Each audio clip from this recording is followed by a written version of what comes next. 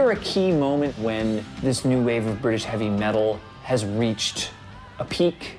I suppose maybe the peak might have been Iron Maiden's releasing Number of the Beast and it becoming like #1 album and then appearing on things like Top of the Pops. You know, it's kind of mainstream then, and it's getting played on Radio 1 and things like that. And most of the other bands can only aspire to that. There's some bands that you could hear 1,000 of the greatest bands in the world and it'll never be magical to you. First time I heard Iron Maiden, you know, it's like hearing music for the first time, like you'd never heard anything, like it didn't exist. Steve Harris's right hand, that is the essence of heavy metal to me. I'm not even joking. Steve Harris is metal. When I see Steve Harris, it just makes me want to kill people. They became the classic heavy metal band, but for the new generation. I think you could always measure a band's success by the size of their light show.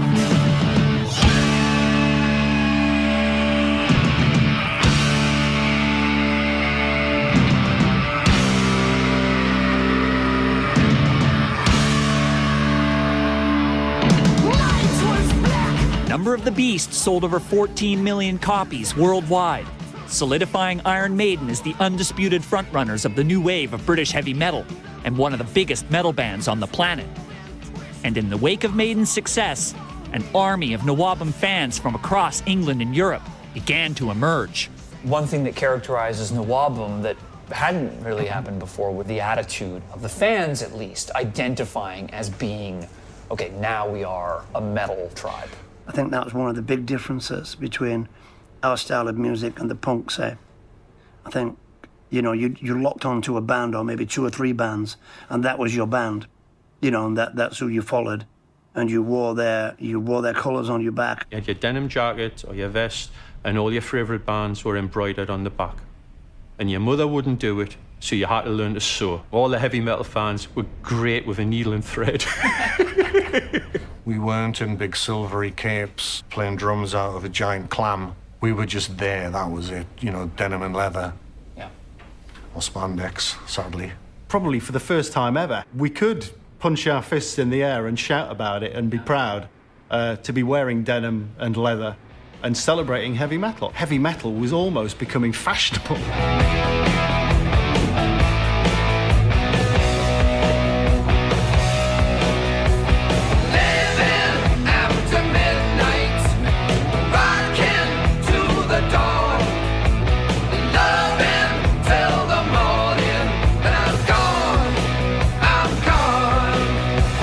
With the new wave of British heavy metal fan base firmly established, many of Britain's old guard of hard rock were inspired by the movement, creating some of the most memorable music of their careers. So why did these older bands catch a spark from Nawabum? It fires you up, it gets you into like a fighting spirit, and you play harder and stronger. You just feel satisfied and maybe a sense of relief that it's not just us, you know, we're all, this is great, look at this band, there's Maiden, there's Motorhead. You're able to check each other out and be inspired and to some extent influenced about where we're all going together as bands within the heavy metal scene. Do you think these older bands were getting a bit of inspiration? From the newer bands? Yeah. Possibly. Yeah, possibly. I mean, we'd be inspired by Judas Priest. Sure. But, like you say, maybe they listened to the newer bands as well and thought, you know, we'll have some of that. Because it's fast, the kids like it. There was a tour, wasn't it, with Judas Priest and Iron Maiden supporting? That was a big British tour, that was. So there might have been a bit of, you know, checking out each other, see what's happening. The bands that we were supposed to wipe away, your Priests and your UFOs and whoever else, actually became bigger because of us than ever before. I mean, I remember Gary Moore turned up to one of our gigs at the Marquee and got up and played on stage with us because they wanted to be seen with whoever was coming up. Through those early 80s, some of those bands, established bands, came back with some of their greatest ever albums since their debuts. Whitesnake's Ready and Willing, AC/DC's Back in Black, Heaven and Hell came out that time, Judas Priest. All these bands, all of a sudden, they're getting more fans because there's things happening in the new album that are bringing record buyers in, and at the same time, I think they're raising their game. I think it's fair to say that the new wave of British heavy metal, including Priest, which is part of the old wave, we all came together, and that was just like the dynamite going off. Bang, we're here, let's go. We're going to grow. This is now going to be a worldwide event, and it was.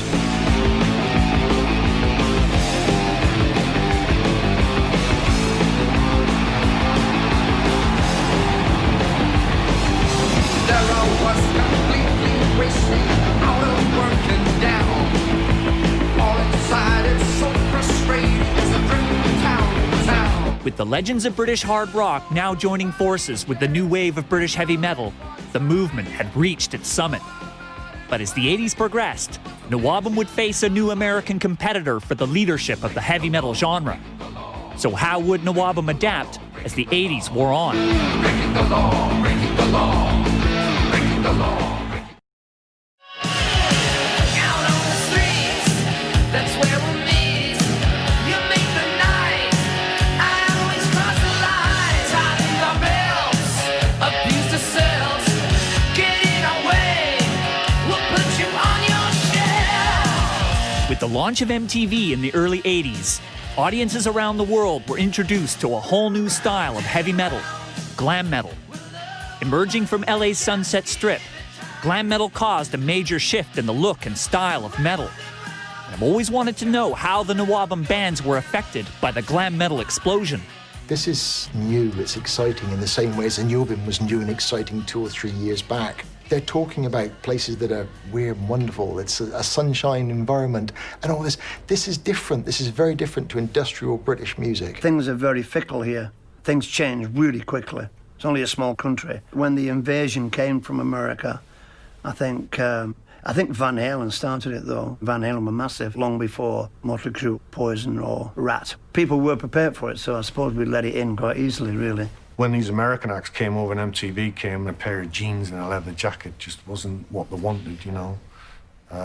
They wanted the guys with the big fluffy hair and the spandex pants and the Motley Crues of the world and the Poisons and the whatever else fit right in there. It became not about music, it became about, you know, getting your on TV. We didn't do love songs or ballads, and we sure as hell weren't going to pose around with love semi-naked tots.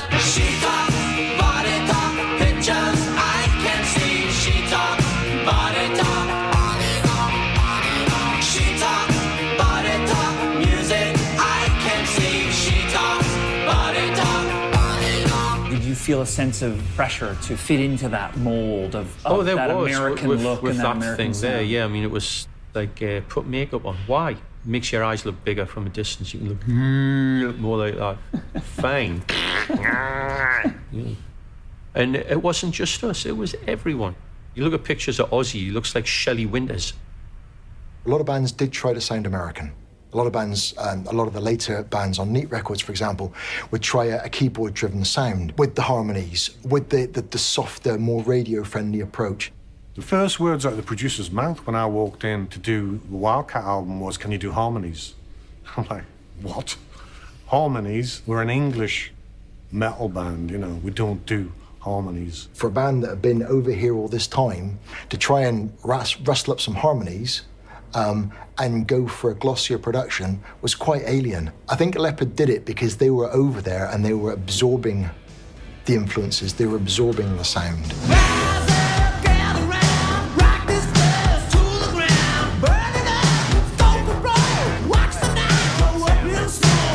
One British heavy metal band who flourished in the MTV world was Def Leppard.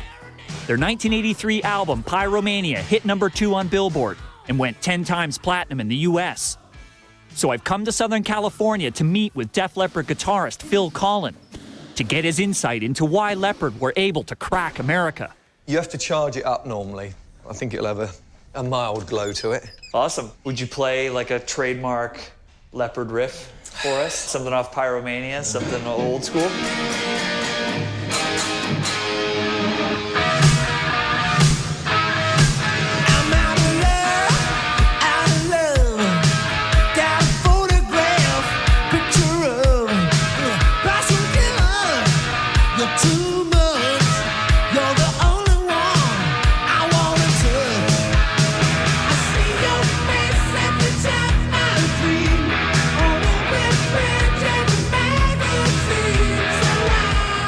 Was it that melody in Leppard's music that you think basically set you apart from Nawabum, or were there other things too? Well, I think taking a shower was a lot different. The guys in Def Leppard took showers, and it was cleaner, it was clean cut. Most of the guys in that were all leather jackets, greasy hair, and it was like, whoa, and very working class, although Def Leppard was that as well, but it was more song-orientated and melodies and stuff like that. I don't think Def Leppard got a fair shot, actually, in them earlier days, and everyone says, you guys are lame and all this stuff, and it wasn't. They were just trying to do something a bit different.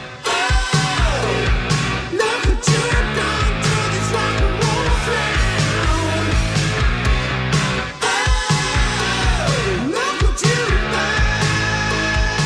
I remember Pyromania, I played it so many times. It was cassette. Couldn't read the song titles anymore, you know, because you'd worn it down so heavily.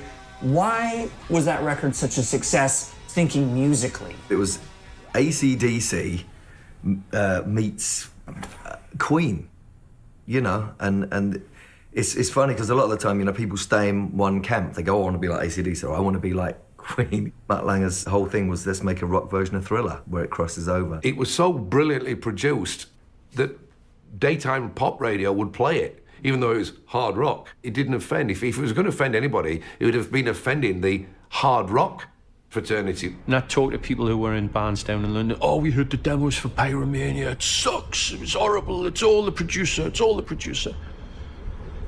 Hey, I'm sure they're crying all the way at the bank. Going full circle to the whole Nawabum thing, you'd fully transcended that by this point. We left it far behind us, and at that time it was great because we were finally a standalone band.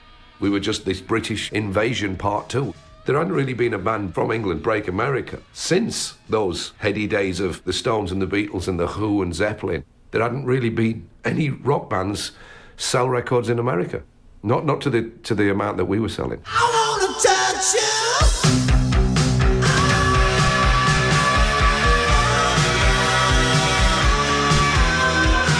While Def Leppard was conquering America and Iron Maiden was touring the world, most Nawabum bands didn't survive the glam metal invasion, and by the mid-'80s, the movement went into sharp decline. But then something happened. A band emerged from America that would continue the legacy of Nawabum. That band was Metallica.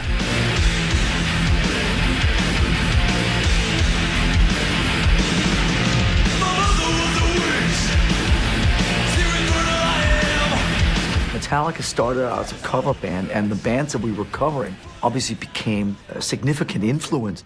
We didn't tell people they were our songs, but we didn't tell people they weren't our songs. We just, here's a song called Am I Evil? We left out the, by a band from Diamond Head calling that somehow got edited out. And then we played Am I Evil, and then everybody was having fun, and it was all good.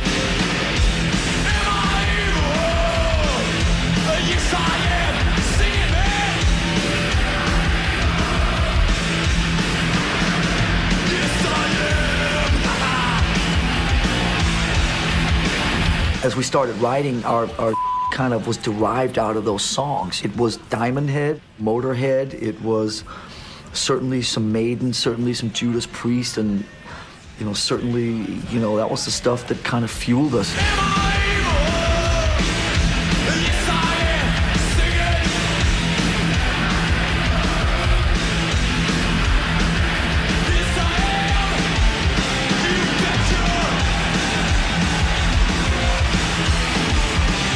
This next generation of young thrash musicians, why were they inspired by what you guys were doing? I can only think the speed. You know, Lars came to see Diamond Head. That's probably what we wanted Metallica to be. We want to be as fast as Diamond Head. We want to be as, you know, write these long songs and be exciting and good musicians, but not just, you know, not just do the doomy stuff that Sabbath has already conquered. That's their territory already. So there's a new territory here where everything's a lot faster and a lot more exciting. This is the point where you go from small bands doing their own thing. If you get signed, your Maidens, Leopards, and then from there on in, you hit America, you hit Metallica, bang. From that moment on, you got thrash metal, black metal, doom metal. It all happens. And that's why I think this is a critical point in musical history.